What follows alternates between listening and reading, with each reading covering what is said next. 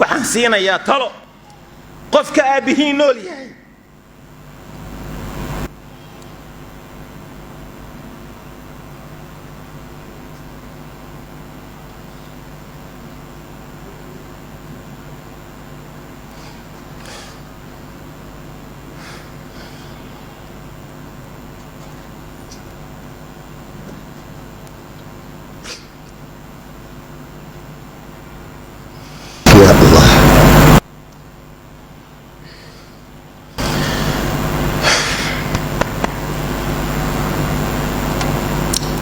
قفك أبيه نوليه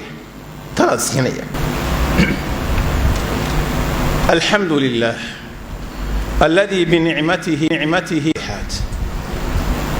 وأصلي وأسلم على المبعوث رحمة للعالمين اللهم وفقنا لما تحبه وترضى من الأقوال والأفعال والآراء اللهم أصلح النية والعمل والذرية إخواني في الله خطبة waxay ka hadlaysay aabaha oo loo baarinimo sameeyay carabi basiid ay ku qornayd ama ku baxaysayo qof waliba uu fahmi karayo waxaynu wax badan ka hadalay waalidka xuquuqdiisa khudbadaynu kaga hadalay iminka ka hor muxaadaraad baynu kaga hadalay waxaan laakiin u qasday maanta si gaar ah inaan aabaha uga hadlo inta badan hooyada si gaar ah waa looga hadlaa aabaha iyo hooyadana waa laga wada hadlaa laakiin way yartahay si gaar ah aabaha in looga hadlo aabe muxuu yahay baan rabaa inaan ka hadlo maanta waxa dareemi kara aabe waxa uu yahay qof aabihii ku garaadsaday oo la noolaaday adduunyadana uu kaga tagay baa dareemi kara aabuhu haddaan isiraahdo ka sheekee carabkaygu ma cabiri karo aabe wuxuu yahay ma cabiri karayo qiimaha aabuhu leeyahay aabuhu muxuu yahay aabe marka laga hadlayo waa deeq ilaahay ku siiyey subxaanahu wa tacaala oo dhabarkiisa uu kaa soo saaray oo dugsi iyo garab ilaahay kaaga dhigay inaad ku abtirsato ilaa qiyaami saaca waa qofka kuugu xanaanada badan hooyada dabadeed wax kasta oo aad haysato bacda allah aabaha baad xusuusanaysaa wax kasta oo aad haysato hooyadu hadday tahay naxariista gunteeda iyo meeshay raxmadu ka soo burqanayso aabuhuna waa akhlaaqda iyo noloshu meeshay ka dhalanayso haddii hooyadu ay tahay ubadka ciddii soo saaraysay oo rabaynaysay aabuhuna waa kii hogaaminayay ee hoggaanka u hayay ee maamulayay aabuhu bacda allah waa tiirka adag aad ku tiirsan tahay tiirka adag bacda allah aad ku tiirsan tahay waa aabaha ama ogow ama ha ogaanin waa iftiinka kuu baxaya ee aqalka aad ku nooshahay iyo dunidan kuu ifaya aabaha dhididkiisii iyo dhuuxiisii iyo dhiiggiisii iyo xooggiisii buu kugu soo koriyey adigoo biyo ah oo aan qorax iyo gaajo iyo qabow iyo kuleyl midna xamili karayn baad dhalatay saasuu kuu qaatay markaasuu laf dhabarta kuu dhigay markaasuu xooggiisii iyo cimrigiisii iyo caqligiisii iyo maalkiisii ku geliyey inaad qof nool oo micno leh noqoto raallina uu ku faraxsan yahay xitaa inuu wax ku taray lama aha xitaa isagaa adiga iyo isaga marka laysu kiin eego isagaa ku jecel markuu gaboobo waxaad jeclaysanaysaa inuu iska hoydo markuu bukoodo waxaad jeclaysanaysaa inuu iska hoydo adigu se wuxuu jecel yahay inaanay qodaxi ku mudin buu jecel yahay inaad noolaatuu jecel yahay ku daawado inta aad joogto dunida haddii la wargelin lahaa adiga iyo ilmahaaga kee la horaysiiyaa xagga geerida aniga ii horaysiiyuu odhan lahaa qofkii garanayaa garanaya aabbuhu waa udubdhaxaadka tiirka usradu ay ku taagan tahay ubadka iyo ooridu ay ku taagan yihiin bal xusuuso ixsaanka aabbaha deeqda iyo talada aabbaha xusuuso sida uu yaraantaadii kuugu naxariistay kuu rabeeyey kuu koriyey noloshiisoo dhan kuu geliyey xusuuso sida markaad weynaatay uu kuu garab istaagay xusuuso taladiisa xusuuso سوكو قرب تاغن يحصوصو هإلاوين قور كاغي سوكو قوري حصوصو مالكي سي النفتي سوكو قوري حصوصو أبالك عين كاسه إيه وناكسن موحان أبال وناكسن أهين بالغو قدي كرا فهل جزاء الإحسان إلا الإحسان نبي قول عليه الصلاة والسلام والدكو شنذا الباب ذا ومتك برتن ككوتشيرة دحدحاتك ننكي دونا يو شناينو قالوا الباب كا ضيعوا ننكي دونا ينا الباب كا إلى شذب النبي يقول عليه الصلاة والسلام أبوه مركو دينتو عرورتو وي أقومو بيان والله بقى يقول كوير يرو سبئة وأن قان قارينو أقون حقيقة يكو قان قاري أو أقون معنوية يقول وهو وينادين لكن وأقومو بين أبوه مركو دينتي ابنو أبدكو قبل يويل ما قرانا يحق أبوه أوليه إلى أبها أودنتو ما لنت أودنتو إيه حبال لغرقو إلا صوتغو أيات قرانا يسحق وين أبها أوليه الباب ذاك غفر ميا وحب ذنبه ما أنت كاجا جفيسية ضعوا لبقى النرش قيبه هذا كاملة بوكو جفيسية لكن ما أوجي ما لنتو بنيو إيه حباش كوه إذا قرانا يسا سيدا أوجد بعربت حكمة هذا وحى كاملة أب واحد هل أبو كليا أيا كفي عن كن معلم وأمد صوصارة هل أبو كليا كفي عن أبها مركو أبها أدويدو بعد قرانا يساوحو كوبيري ضد نمادي أو كوكو كوريي قف إنو كاديجي ينولش سو كوكو دياريي يسيدا أو كوكو بحيي نفتي سيمالكي سينات قف معنا لين نقطو أيات قرانا يسا هذا حرقون ياد سرقت أو نوينة أو هبل لقوليه أو حاسي عرور له ورمحاذا هيد يا سيدا كوكو طبعي قف كاديجي بعد الله أبها ويا وحي النبي يقول عليه الصلاة والسلام ما قدي كره ilmuhu xaqa uu aabihii ku leeyahay hooyadii waalidkii ilaa inuu helo mooyaane isagoo la adoonsanayo dabeetana uu xoreeyo oo gacanta ku soo dhigo marka aabaha uu ka dhinta dareemaysaa iftiinka iyo faanuustii guriga laydhkii baxayay maalintaas uu ka baqtiyay maalmihii dunida ku ifayay maalintaas ifkoodu ka damay markaad aabaha weydo waxaad garanaysaa tiirkii adkaaya aad ku tiirsanayd inuu dumay baad garanaysaa bacd allah abaha markaad weydo waxaad garanaysaa dalladii iyo geedkii weynaa ee aad hoostiisa hadhsanayseen in geedkaasi u dhacay oo aad cadceedda iyo dabaysha qabowga iyo kulaylka umuraha adduunka isu soo bannaanaateen ayaad garanaysaa abaha markaad weydo wuxuu kaaga beegnaa taladiisii fasahaadka iyo fitanta iyo sharka iyo balaayada dunida joogto kaaga beegna taladiisii baad xusuusanaysaa waanadiisii baad xusuusanaysaa wacyigelintiisii baad xusuusanaysaa waxaad waayeysaa ducadii uu ku ducayn jiray ilaa waa hooyada waa dhintay waxaad waayeysaa jacaylkii uu ku jeclaayay xubbigii aabanimo uu kaa warhayay markaad xanuunsato xaaladaada oo dhan uu kaa warhayay noloshu adaka aabala'aan waxaase dareemi kara qofka aabihii waayey noloshu adaka aabala'aan waxaa dareemi kara qofkii aabihii waayey carabkaygu ma cabiri karo si walbo aan yeelo aabuhu xaq u leeyahay maxaan ka sheegi karayaa rukniga adag ee beydku ku taagan yahay ee aabbaha hooyada ka bacdi waxaan siinayaa talo qofka aabihii nool yahay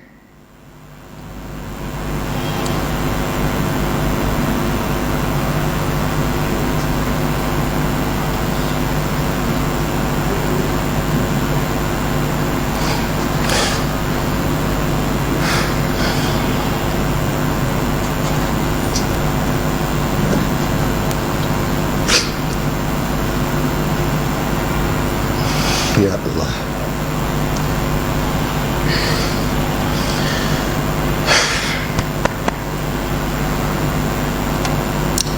قفك آبهين نوليه تراس هنا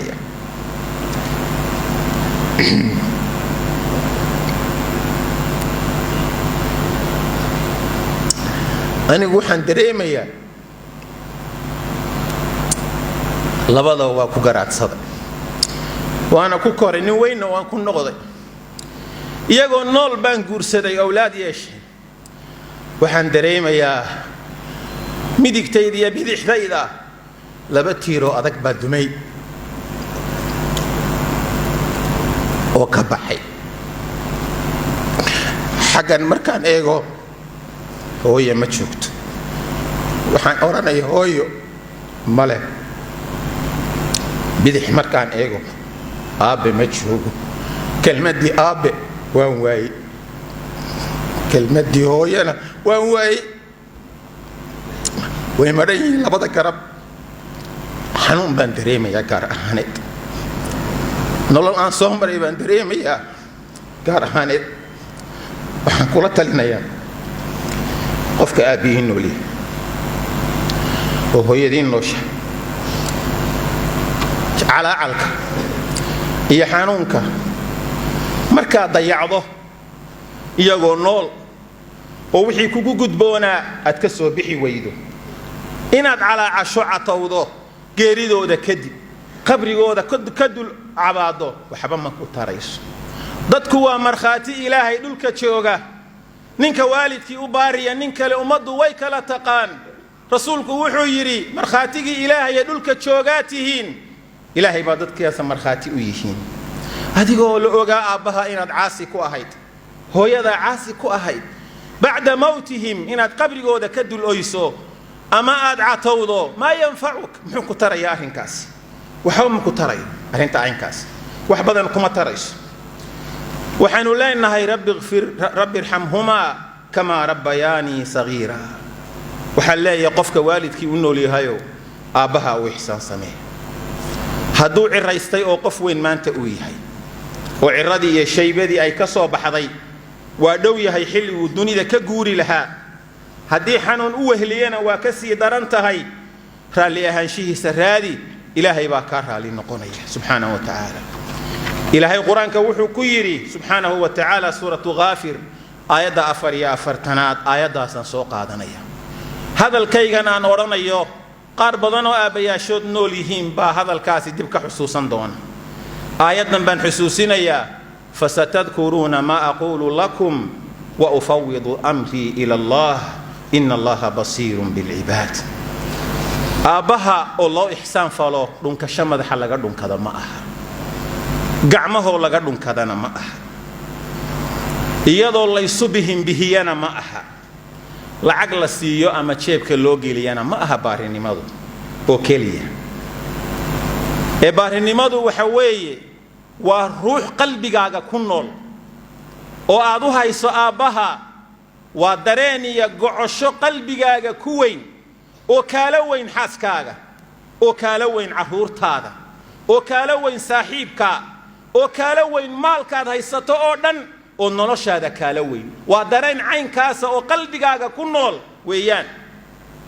xubbiga iyo jacaylka aabbaha iyo hooyada weeyaan waa inaad ruuxdaasi qalbigaaga ku jirtaa xubnahaaga ka run sheegaya qalbigaaga waxa ku jira durtaba waayo qalbigu waa meesha jidhka laga xukumo gacmahaaga iyo hadalkaaga iyo lugahaaga iyo indhahaaga oo dhan baa ka run sheegaya ficil wanaagsan oo waalidka loo sameeyo duco loo duceeyo waa inaad ogaataa waalidku haddii uu gaboobo itaalkiisuna yaraado ciranaad mid ku dhigto xanuunna raacsan yahay inaad ogaato ilaahay baa ka horrayn doono inuu geedi ku jiro aakhiro u guuri doono sida waalidiintii horeba u guureen waxaad markaa aad ku dadaashaa gelin hore iyo gelin dambe inaad aabbaha xiriirkiisa iyo baarinimadiisa la timaado waxaad xusuusan doontaa waqti yar kadib markuu tago intii jeere aad la fadhiisan jirtay inta jeere aad wax la cuntay intii uu kula talin jiray sheekooyinkiisa iyo taariikhdiisa intaad ku hadal celisay intaad ku tala diiday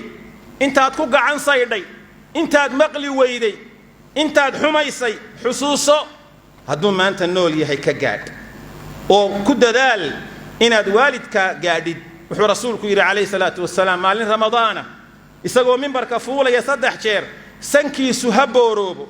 oo afrogta ha u dhaco afka dhulka allaha u geliyo waa ay rasuulka ilaahay oo qofkaasi malaku jibriilna uu aamiin leeyahay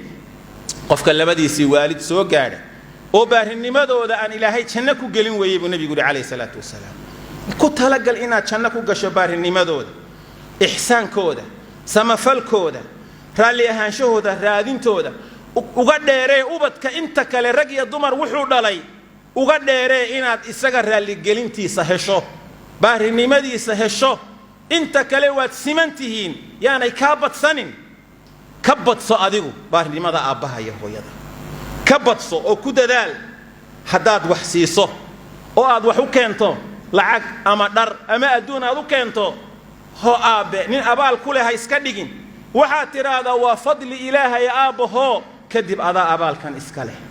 anigu aabe waxaan leeyahay kuma siin adaa iska leh waxa ka hoodhe haddaad u wanaag samayso u ihsaan fasho waxaad tiraahdaa samafalkani aabe aniga maaha adigaa iska leh aduu kaa yimi aniga ma aha aabe